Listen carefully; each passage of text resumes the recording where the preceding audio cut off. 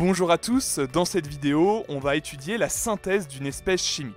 Alors premièrement, une espèce synthétique, c'est une espèce qui est fabriquée par l'homme, avec un grand H. Elle peut être identique à une espèce présente dans la nature. Et en fait, une synthèse, c'est la fabrication d'une espèce chimique en laboratoire.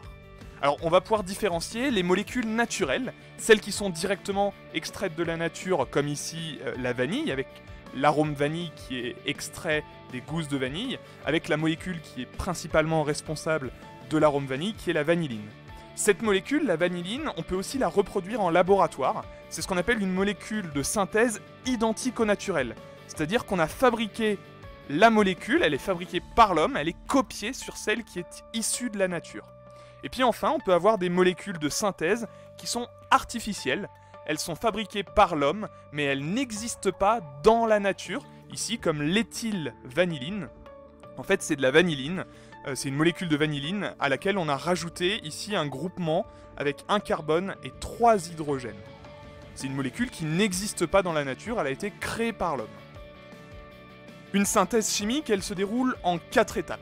La première étape, ça va être le prélèvement des réactifs. Si le réactif est solide, eh bien on va peser une masse M de réactif.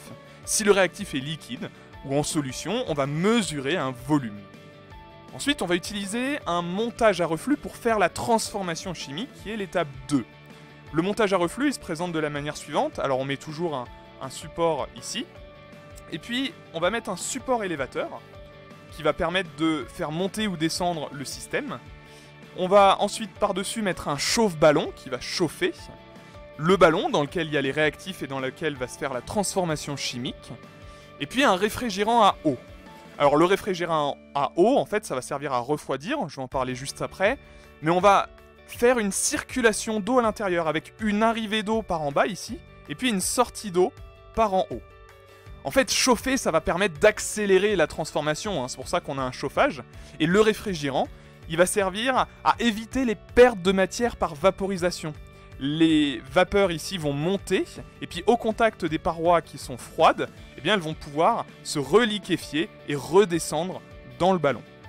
Alors dans le ballon, on peut ajouter des petits grains de pierre ponce qui vont permettre de réguler l'ébullition, de faire des petites bulles au lieu d'avoir une ébullition grossière. L'étape 3, ça va être l'isolement du produit qu'on a obtenu. Et puis l'étape 4, ça va être l'analyse du produit brut, le produit qu'on a obtenu. Alors si c'est un produit liquide qu'on a obtenu, on peut mesurer sa densité ou sa masse volumique, ça va nous permettre de le caractériser, sa température d'ébullition, son indice de réfraction N, ou réaliser une CCM, une chromatographie sur couche mince. Si c'est un produit solide, eh bien on va pouvoir mesurer sa température de fusion, à l'aide par exemple d'un banc aux fleurs ou d'un appareil à point de fusion, ou réaliser une CCM.